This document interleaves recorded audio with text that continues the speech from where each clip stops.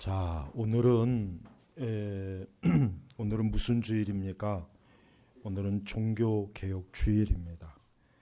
10월 마지막 주일은 어떤 교회는 추수감사절로도 지키고 그리고 어떤 대부분의 교회들은 그냥 넘어가요. 그냥 오늘이 무슨 주일인지도 모르고 그냥 넘어가요.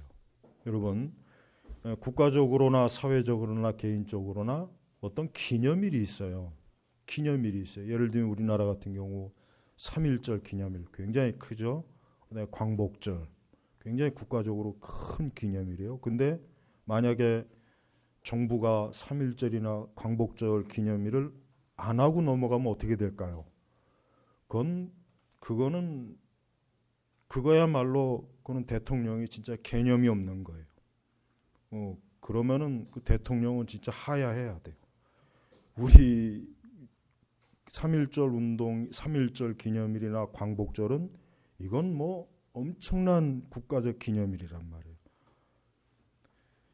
그와 똑같이 교회가 적어도 개신교회, 순복음이든 장로교든 성결교든 감리교든 뭐가 됐든지 간에 적어도 개신교회가 종교개혁주의를 그냥 건너뛴다는 것은 바로 대한민국 정부가 3.1절이나 광복절을 기념 안 하고 넘어가는 거나 똑같은 거예요. 네. 그러니까 굉장히 심각한 거예요. 이거 하나 안 한다고 해서 그렇게 심각할까? 심각한 거예요. 왜 그렇습니까? 우리 교회, 우리 개신교회, 사실 개신교회라는 말도 정확한 말은 아니에요. 그냥 교회예요. 사실은 교회라고 해야 돼. 그러나 이제 가톨릭과 구분을 하기 위해서 구교, 신교 이런 말을 쓰다 보니까 이제 이게 입이 배했지. 사실 이 세상에서 교회라고 할 수 있는, 즉 성경에서 말하는 교회는 바로 우리 개신교회예요. 네. 그렇다고 해서 다 같은 개신교회는 또 아니에요. 자, 1517년 10월 31일 독일에, 그 당시에는 독일이라는 나라가 없습니다. 우리가 후대에 오니까 그냥 독일이라는 명칭을 쓰는 거지, 그 당시에 그 독일이라고 하는 지역은 여러 지방이 서로 그냥 느슨하게 묶여진 형태의 하나의 국가라고도 하기 좀 그렇고 하나의 제국이라고 하기도 그렇고, 나중에 이제 비텐베르그 수상이 나와서야 비로소 독일은 국가의 형태가 띄어지는 거예요. 그러니까 엄밀하게 얘기하면은 비텐베르그 지역에 있는 가톨릭 사제 수도사 마틴 루터라고 하는 사람이, 그가 수도사가 된 이후부터 그가 이제 굉장히 학구적으로 성경을 연구하고 신학을 연구하다 보니까 뭔가 모르게 자기 죄에 대한 문제가 해결이 안 되고, 또 도대체 성경을 봐도 뭔가 자기 어떤 영적인 거에 대해서 이게 이해가 안 되고, 나름대로 굉장히 고심하고 또 고행도 해보고, 그 수도사들의 그 지독스러운 그 수도 생활도 해봤지만 어떤 해결이 안 되는 죄, 이런 문제가 해결이 안 되는 가운데 그는 성경을 깊이 연구하다 보니까 구원은 예수 그리스도를 믿음으로 인간이 구원을 받는구나. 인간의 죄는 그리스도에 의해서 용서받고 씻어지는 것이지 인간의 공로나 인간의 행위로 어떤 의식이나, 즉 어떤 종교적 의식이나, 그 당시 가톨릭 어떤 미사라든가 무슨 칠성례라든가 이런 거로 죄가 해결되는 게 아니구나 하는 것을 그가 절실하게 깨달은 거예요. 그래서 특히 로마서 1장 17절의 말씀을 통해서 의인은 믿음에 이르게 하나니, 그가 성경을 오랜 동안 연구해 가면서 그 진리를 깨달은 거예요. 그러나 사실 이것은 이미 벌써 로마서나 바울서신에 나와 있는 것이고, 또 이미 초대 교부들이나 오거스틴에 의해서 이미 가르쳐진 원래 성경의 복음이에요. 그러나 이게 주 5세기 로마 교회가 성립이 된 거의 1000년 가까이, 지금까지 치면 거의 한 1500, 1600 훨씬 넘게 어때요? 여전히 어때요? 로마 천주교는 성경의 복음을 못 가르쳐요.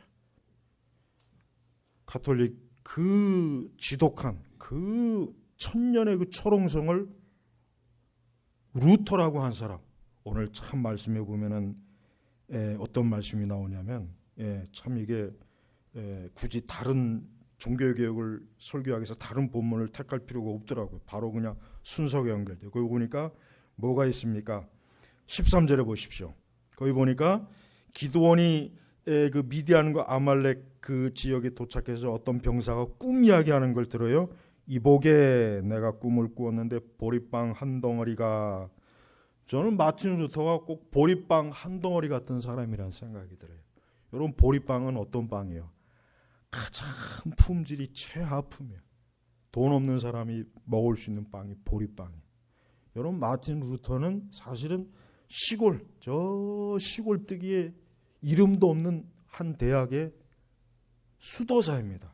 근데 그가 자기가 연구하고 몸담고 있는 그 수도사와 대학의 그 교회 정문에 딱 95개조에 나는 이렇게 알고 있고 이렇게 나는 깨달았다 하는 것들을 쫙 일목요연하게 그 당시 방식대로 어때요?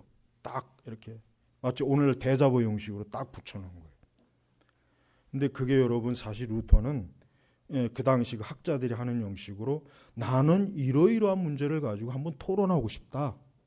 사실 그런 의도로 붙여놓은 건데 그게 결국 종교개혁의 시발점이 된 거예요.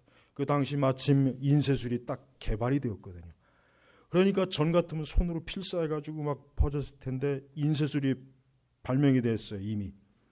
그게 인쇄가 돼버리는 거예요. 그러니까 그냥 전 유럽에 막 수백만 장이 쫙 퍼진 거예요. 그 루터의 그 95개조의 그 글을 보면서 일단 지식인들, 그 당시 학자들, 대학 교수들이나 고위 성직자들, 이런 학자들이 일단 그걸 보고 깜짝 놀랐어요.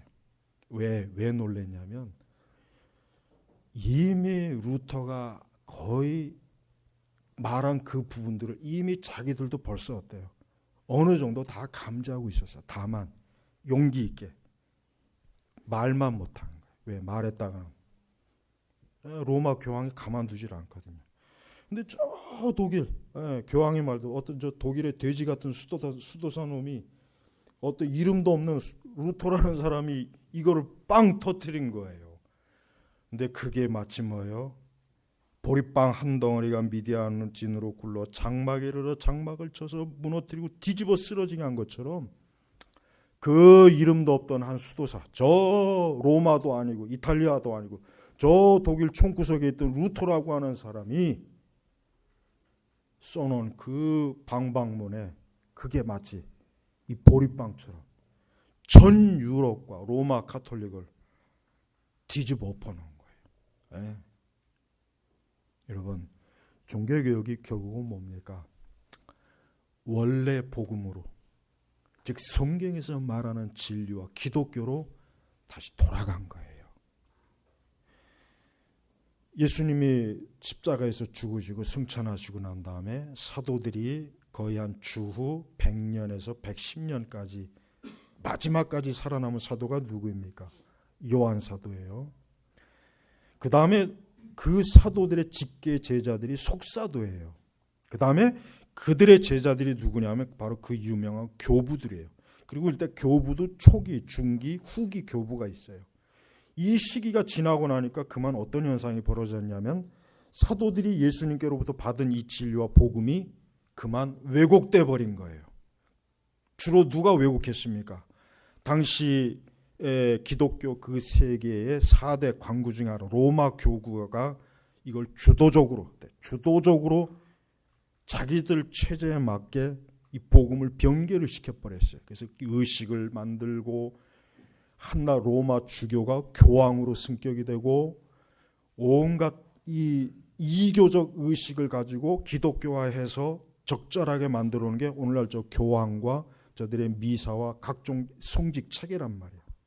그때부터 이제 로마 주교는 자기가 기독교의 유일한 대표자다, 가장 권위 있는 자다, 그렇게 대내외적으로 표방을 한 거예요. 그렇게 500년, 100년, 1000년이 지난 시점이 바로 루터가 왔던 시점이란 말이에요. 그러니까 여러분, 로마 제국이, 그러니까 로마 천주교가 루터 당시에 굉장히 철옹성 같은 그러한 세력을 갖고 있었던 상황이에요. 그러니까 누구라도 로마 교황이나 로마 교회에 대해서 조금이라도 반대 말을 하면 여지없이 어떻게 됩니까? 막 지도새도 모르게 죽거나 잡혀가거나 암살을 당하러 죽어버려. 감히 꿈도 못 꾸는 거야. 그런데 루터는 굉장히 용감한 사람이었어요. 아니, 루터는 자기 그 학자적인 양심에 이제까지 내가 성경을 연구하고 배웠던 바에 의하면 로마 교회가 가르친 이러이러한 것들은 잘못되었다. 또 그 밖에 여러 것들을 딱 터뜨리니까 어떻게 됐습니까? 그 당시 지식인들이 들고 일어난 거예요. 야, 드디어 그동안 우리가 마음속에 쌓아놨던 것들이 이제야 공개적으로 펼쳐지는구나 해가지고 전 유럽의 그 많은 깨어있는 사람들이 어때요? 그 루터를 지지하게 되는 거예요. 그게 바로 종교개혁의 시발점입니다. 물론 이 과정은 그렇게 쉽지는 않아요. 루터 자신도 굉장히 죽을 고비를 넘겼고, 그러나 하나님께서는 루터와 그의 종교개혁의 그 여러 귀한 참 하나님의 사람들을 보호하셔갖고 이젠 이 교회를 개혁하는 데 있어서 확고한 그 이제는 이런 개혁의 길을 들어서도록 하나님께서 역사하신 거예요. 여러분, 우리가 여기서 알아야 될 게 있어요. 여러분, 때때로 우리 그리스도인들은 우리가 가지고 있는 믿음이라든가 이 성경의 진리가 이 세상과 비교할 때 굉장히 무모하고 연약하고 보잘것없다 해도 그래도 항상 용기와 믿음을 가지고 우리는 우리의 믿음과 진리를 세상 앞에 담대하게 드러내야 되는 거예요. 예를 들면 만약에 루터가 뭐 이러한 것을 굳이 뭐 얘기할 필요가 있나? 그저 나 혼자나 잘 믿고 그저 나만 알면 되지. 내가 뭐 저 거대한 교황을 어떻게 이겨? 내가 저 거대한 세력을 무슨 수로? 그냥 나만 조용히 알고 있고 나만 알자. 만약에 그랬더라면 어떻게 됐겠어요? 아마 종교개혁은 조금 더 시간이 걸려서 또 다른 누군가에 의해서 아마 이루어졌을. 그러자면 또 시간이 걸렸겠죠. 그러나 루터는 담대했어요. 뭐에 담대했습니까? 진리에 있어서 담대했어요. 복음에 있어서 담대한 거예요. 즉, 나는 이러한 진리에 대해서 나는 공개적으로 나는 이 세상에 증거하겠다, 선포하겠다, 선언하겠다. 이런 용기가 있었던 거예요. 용기. 여러분, 저는 이게 중요하다고 생각해요. 왜 그러냐면, 여러분 오늘날 종교개혁에 대해서 물론 모르는 사람도 많지만 웬만큼 신학을 공부하고 조금 교회사를 공부하면은 이 종교개혁이 뭔지는 다 알아요. 근데 문제는 뭡니까? 그러한 것들을 지금 공개적으로 얘기하는 사람은 별로 없어요. 지금도 종교개혁에 10월 달이니까 종교개혁에 대해서 여기저기 세미나 많이 해요. 근데 그런 교수들이나 학자들이 우리 한국 교회가 로마 카톨릭 못지않게 부패한 그런 부분들에서 얘기도 하지 않고, 또 로마 천주교와 연합하는 거 그거 얘기하지 않아요. 이런 거 잘못된 거 아닙니까? 용기가 없는 거예요. 믿음이 용기가 없는 게 일단 용기가 없는 거예요. 그런 걸 자기가 얘기했을 때 자기가 받는 불이익, 손해, 그게 너무 자기가 감당할 수 없으니까 그냥 조용히 하자. 굳이 이런 논란이 되는 거 얘기하지 말자. 사실 그렇게 넘어갑니다. 여러분, 우리가 진리를 믿고 아는 것도 중요하지만 그러한 진리를 공개적으로 이 세상과 공개적으로 그러한 것들을 사람들에게 증언하는 건 또 다른 문제예요. 그건 다른 문제입니다. 그저 나만 알고 나만 잘 믿으면 되지. 그건 쉬워요. 그러나 그것들을 이 세상, 내 주변의 사람, 다른 목회자들, 다른 교인들에게, 다른 교회 사람들에게 그걸 말한다는 건 쉽지가 않은 거예요. 왜? 오해를 받고 이상한 사람 취급받고 배척을 받아요. 또 잘못하면은 자기가 큰 손해를 입어요. 불이익을 받아요. 그런 것까지는 감당할 마음이 없는 거예요. 여러분, 우리는 이 종교개혁이라고 하는 게 단순한 문제가 아닙니다. 이것은 진리의 문제예요. 이건 생명에 관한 문제고 이건 영생에 관한 문제예요. 이것은 우리가 영원한 운명에 관한 문제예요. 그렇기 때문에 루터는 단순히 어떤 자기의 취향이나 자기의 취미나 체면을 생각한 게 아니에요. 얼마나 많은 사람들이 지금 복음을 알지 못하고 진리를 알지 못하고 저들의 영혼이 지금 멸망해 가고 있지 않는가. 예수 그리스도를 믿음으로 구원받는 것을 저 로마 교회는 지금 성사와 각종 의식과 자기의와 성인을 의지해서 그것도 구원을 받을지 못할지 그것조차도 확신 못하는, 그러니까 루터는 너무 안타까운 거예요. 죽어가는 저 멸망당하는 영혼들이 너무나 아픈 거예요. 그래서 담대하게 복음에 대해서 공개적으로 루터는 외칠 수가 있었던 것입니다. 여러분, 그렇습니다.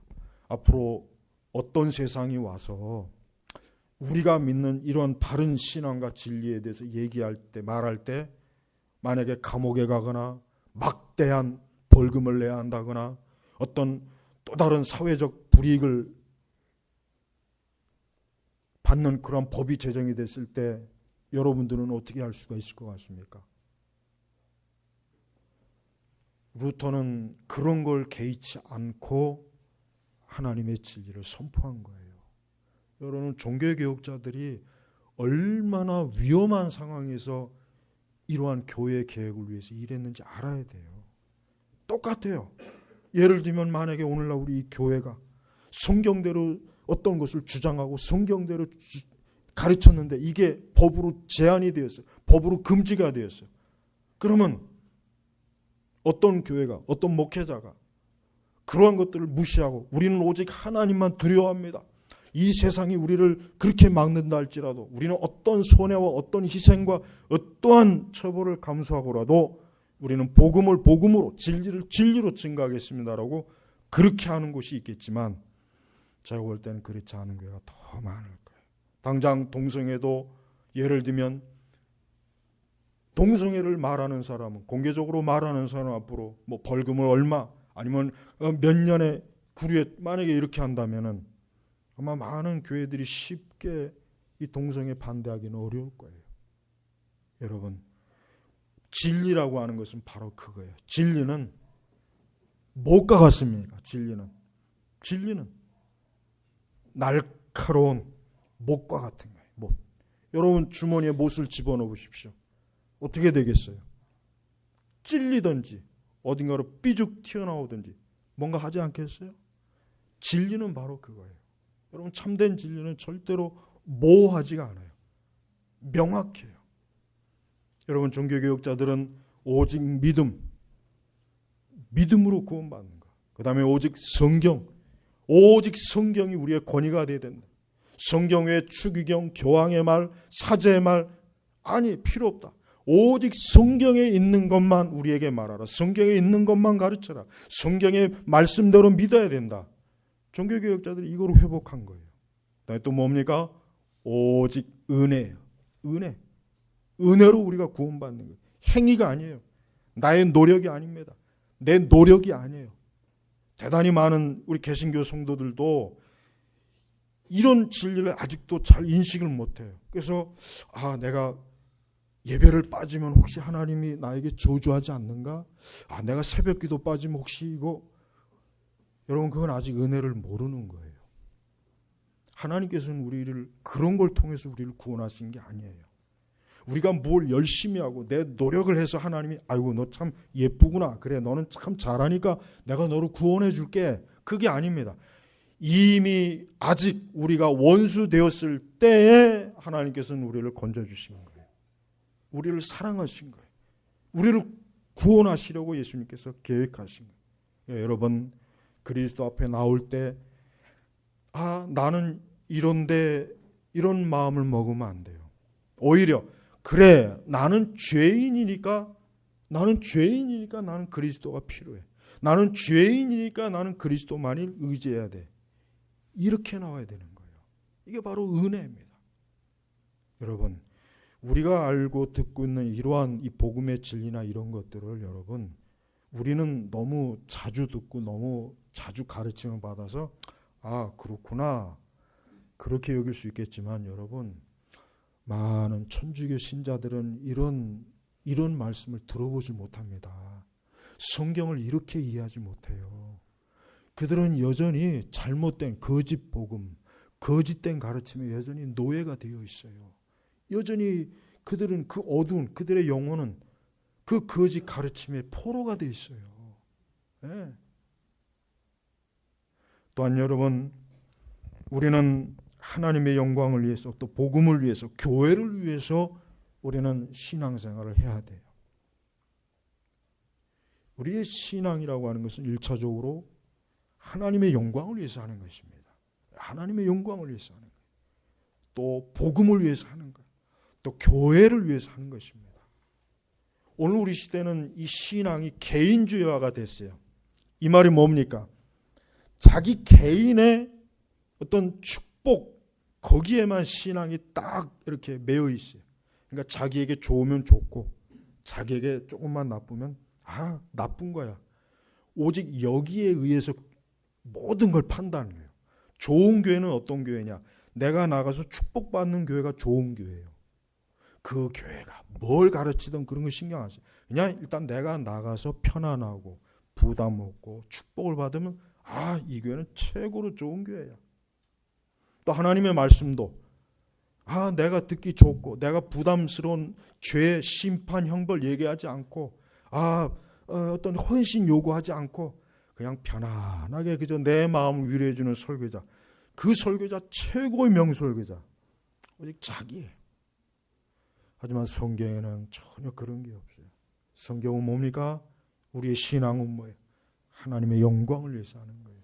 여러분, 사도 바울이나 성경에 있는 하나님의 사람들이 어떤 자기의 이해관계나 유익에 따라서 신앙을 선택하고 신앙을 어떻게 했습니까? 히브리서 11장에 있는 그 믿음의 영웅들이라고 하는 그 사람들이 어떤 사람들입니까? 그들은 하나님의 진리 때문에 쫓겨나기도 하고 모욕을 받기도 하고 매도 맞고 심한 형벌도 받고 학대도 받고 전부가 그런 사람이에요. 여러분, 신앙생활 할 때 여기 20절에 보니까 무슨 말씀이 나옵니까? 뭐라고 하나? 이 세 부대가 나팔을 불며 항아리를 깨뜨리고 왼손으로 횃불을 붙잡고 오른손으로 나팔을 불며 여호와와 기드온의 칼이여 하고 외쳤다. 이 기드온의 300용사가 누구를 위해서 전쟁을 한 겁니까? 하나님을 위해서 한 거예요. 그리고 여기서 기도는 사실 누굽니까? 영적으로 예수 그리스도를 예표합니다. 보세요. 이들이 자기를 위해서 했습니까? 야, 우리가 전쟁에서 이기면은 저 미디안과 저 그냥 아말렉이 가지고 있는 보물들 저거 다 우리 차지다, 우리 거다, 우리 부자가 될 거다. 그러니 우리 나가서 싸우자. 이렇게 해서 싸웠습니까? 아니에요. 뭡니까? 여호와와 기드온의 칼이여. 여호와와 기드온의 칼이여. 저들의 싸움의 목적은 뭐예요? 하나님의 영광을 위해서 한 거예요. 진리를 위해서 한 거란 말이에요. 여러분, 우리가 신앙생활 할 때 제일 첫 번째 동기는 나는 죽으나 사나 하나님의 영광을 위해서 신앙생활해야 된다. 하나님의 영광을 위해서 신앙생활해야 된다. 이게 첫 번째예요. 그런 신앙이 진짜 정금과 같은 신앙입니다. 그렇지 않으면은 어떻게 됩니까? 자기 개인의 이해관계에서 신앙생활을 하게 되면은 그 신앙은 참된 신앙일 수도 없었고 그 신앙은 오래 가지도 못해요. 오래 가지도 못해요. 쉽게 변질되고 쉽게 흔들리고 쉽게 무너지고 그럴 수밖에 없어요. 그러나 우리가 하나님을 위해서 또 교회를 위해서 진리를 위해서 복음을 위해서 우리가 신앙생활을 한다면 어떻게 되겠습니까? 변치 않게 돼요. 인내심을 갖게 돼요. 고난과 환난이 와도 잘 참게 되는 것입니다. 여러분, 종교개혁의 역사를 보면 참 어려운 과정이었어요. 많은 사람들이 죽음을 당했습니다. 핍박을 당했습니다. 얼마나 이 가톨릭이 잔인하게 우리 참 개신교 신앙을 핍박했는지 그건 말도 못해요. 그 역사를 보면 그래도 그들이 끝까지 그 신앙을 지키고 비록 죽을지라도 쫓겨날지라도 비록 그들이 학대를 받고 그들이 짐승처럼 취급을 받아도 그들이 견뎌낼 수 있었던 건 무엇겠습니까? 하나님의 영광을 위해서 신앙생활했기 때문에 그런 거예요. 그리스도를 위해서, 복음을 위해서, 참된 교회를 위해서 신앙생활했기 때문에 그런 거예요. 자기를 보고 신앙생활한 게 아니에요. 자기를 보고 신앙생활했다면 그런 핍박을 어떻게 이겨냅니까? 아유, 그냥 우리 쉽게 믿자. 그렇게 하지 않았겠어요? 성도 여러분, 앞으로 신앙생활 평생 하실 때 자기를 위해서 하지 마시고 누구를 위해서 해야 됩니까? 하나님의 영광을 위해서 해야 되는 거예요. 그게 바로 개혁신앙입니다. 개혁신앙이 뭐예요? 제일 첫 번째 거 오직 하나님의 영광이에요. 오직 하나님의 영광. 그 하나님의 영광 앞에서는 나의 자존심도 없고 나의 체면도 없고 나의 명성도 없고 내 것이라고 하는 것, 나라고 하는 것은 내 자라고 하는 것 자체가 어떻게 돼요? 부정해버려야 되는 거예요. 왜? 그 십자가 앞에서 그리스도께서 자기 자신을 부인해서 그분이 십자가에서 친히 희생당하신 것처럼 우리 역시 하나님의 영광을 위해서, 복음을 위해서, 교회를 위해서, 그리스도를 위해서 나를 부인해야 되는 거예요. 나를 부인해야 되는 거예요. 성도 여러분, 하나님은 때때로 우리를 시험하십니다. 너가 정말 나를 위해서 신앙생활하는 건지 너 자신을 위해서 신앙생활하는 건지 하나님은 때때로 시험을 하셔요. 때때로 우리를 저울로 달아보세요. 그럴 때마다 여러분이 꼭 되새겨야 돼요. 내가 누구를 위해서 신앙생활하는가? 내가 누구를 위해서 신앙생활하는가? 하나님의 영광을 위해서 신앙생활한다는 것만 꼭 믿음 속에 간직한다면 어떠한 시험도 다 이겨낼 수가 있을 것입니다. 또한 오늘 말씀에 보니까 기드온은 매우 작은 무리예요. 아주 보잘것없는 무리예요. 그러나 하나님께서는 이 기드온에게 약속을 주셨어요. 어떠한 약속을 주셨습니까? 이 기드온을 9절에 보니까 일어나 내려가 적진을 쳐라. 내가 그들을 내 손에 넘겨주었기 때문이다 그랬습니다. 여러분, 결국 궁극적으로 교회는 승리합니다. 결국 궁극적으로 우리 그리스도인은 승리합니다. 사실 오늘 우리 시대를 보면은 겉으로 보면은 교회가 지금 너무 어려워요. 지금 전 세계적으로 그렇고 우리나라도 그렇고 교회가 너무 어려워요. 갈수록 초라해지고 보잘것없고 정말 이렇게 가다가 이거 흔적도 없이 교회가 없어지는 것이 아닌가 그런 생각이 들어요. 그러나 우리는 그러한 어리석은 생각에 노예가 되면 안 돼요. 이미 하나님께서는 뭐예요? 이 세상은 이미 하나님의 심판을 받은 거예요. 이미 멸망을 한 거나 마찬가지예요. 그저 잠깐 유예 기간을 준 것뿐이에요. 작은 복음의 씨앗이 별것 아닌 것 같지만 시간이 가면 갈수록 역사가 가면 갈수록 이 복음의 씨앗이 점점 더 커지는 거예요. 그래서 마침내 이 거대한 세상은 하나님의 심판으로 멸망을 당할 것이란 말이에요. 그러니까 여러분 이 주변의 세상이 아무리 크고 아무리 교회가 초라해 보이고 아무리 나 한 사람의 믿음이 보잘것없다고 생각이 들어도 그건 우리의 생각이지 이미 하나님은 뭐예요? 기드온과 그의 300군사들을 이미 이기도록 하나님이 작정하시고 예정하시고 이미 하나님께서 결론을 내리신 거란 말이에요. 그러니까 여러분 교회는 무너지지 않습니다. 우리 믿는 성도들은 절대로 무너지지 않아요. 여러분 각자의 개인 신앙이 아무리 작아도 그 신앙이 누구에게 손에 있습니까? 누구의 손에 있습니까? 하나님의 손에 있는 거예요. 하나님의 손에 있는 거예요. 루터라고 하는 이 한 사람, 이 보잘것없는 그 무명의 수도 한 사람이 그 엄청난 로마 교회를 어떻게 해요? 두 쪽으로 쫙 갈라놨어요. 그래서 로마 교회가 어때요? 그 이후로 반쪽이 돼버렸잖아요. 반쪽이 돼버렸잖아요. 네. 이게 엄청난 사건입니다. 여러분, 로마 교회가 이렇게 두 쪽이 난다는 것은 그 당시 사람들로서는 이거는 상상을 못하는, 이거는 아예 상상할 수도 없고 그런 생각이 아예 들어가지도 않는 때인데, 하나님께서는 이 복음으로 저 사악한 적그리스도 로마를 두 쪽을 쫙 쪼개버려가지고 거대한 참된 교회를 세웠지 않습니까? 그래서 여러분, 우리 개신교의 역사를 보십시오. 그 루터의 그 복음 선언 이후로 비록 작은 씨앗이지만 점점 눈덩이같이 커졌어요. 그래서 오늘날 미국이라든가 저 북유럽, 또 우리나라, 또 지금 현재 이 저 아프리카 지역, 점점 복음이 더 많이 확산이 돼요. 이 작은 씨앗, 그 보잘것없다고 생각한 이 보리떡 한 덩어리가 지금 온 세계 아직도 여전히 어때요? 굴러다니면서 이 복음을 대적하고 미신과 저주와 형벌과 가난과 더러움이 있는 곳을 가는 쪽 이 복음의 이 보리빵 덩어리가 그런 것들을 차례차례 무너뜨리고 있는 거예요. 비록 복음이 작은 보리떡 한 덩어리겠지만 그러나 그것은 막강한 거예요. 왜? 그리스도께서 함께 하시기 때문에 막강한 거예요. 그리스도께서 함께 하시기 때문에. 그리고 마침내 어떻게 되겠습니까? 갈보리 언덕에서 흐르는 그 예수 그리스도의 피, 예수 그리스도의 피. 여러분, 그 배너 영화 보셨죠? 그 배너 영화를 보시면은 이런 장면이 나와요. 어떤 장면이 나오냐면 그 예수님께서 이제 십자가에 못 박혀 죽으신단 말이에요. 근데 그때 비가 내려요. 하늘에 비가 내려요. 근데 비가 내리면서 예수님이 십자가에 달리셨을 때 흐르던 그 피가 빗물에 의해서 어떻게 해요? 온 갈릴리와 유다 지역으로 이렇게 퍼지는 장면이 나와요. 그게 뭐냐면은 복음, 그리스도의 피가 결국은 뭐예요? 온 세계에 퍼진다는 것을 보여주는 거예요.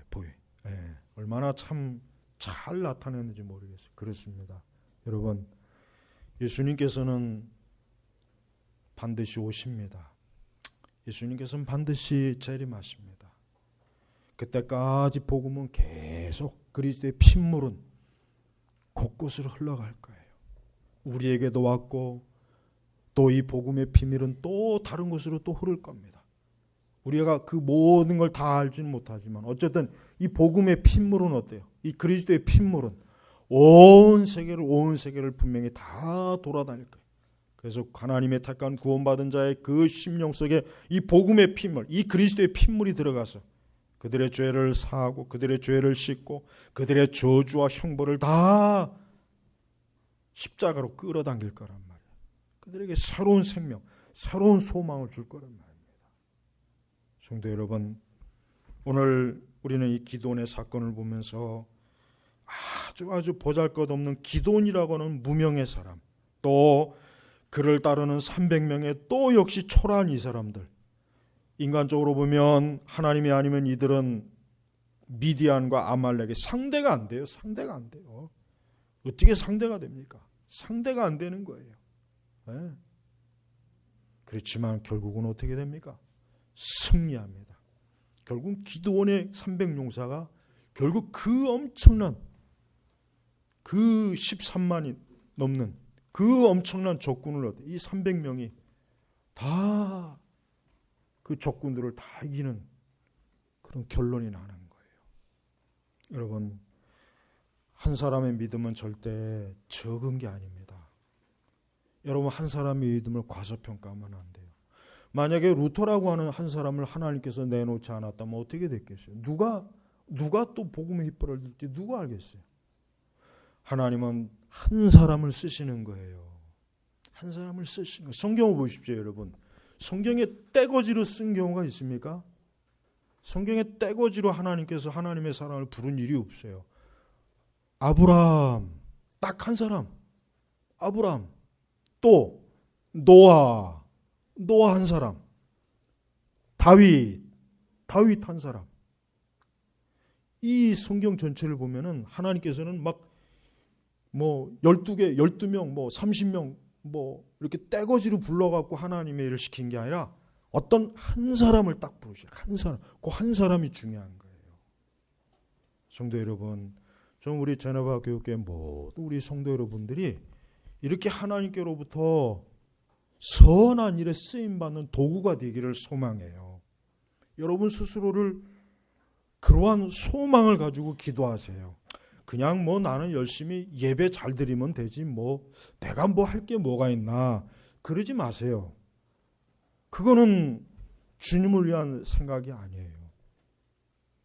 정말 여러분들이 주님을 사랑하고 정말 진리를 사랑한다면 하나님께서 내 한 사람의 작은 보리떡 같은 아주 정말 보잘것없는 나 한 사람이라도 하나님께서 쓰실 때 그 하나가, 그 보리떡 하나가 그 거대한 미디언과 아말렉 진영을 무너뜨리지 않습니까?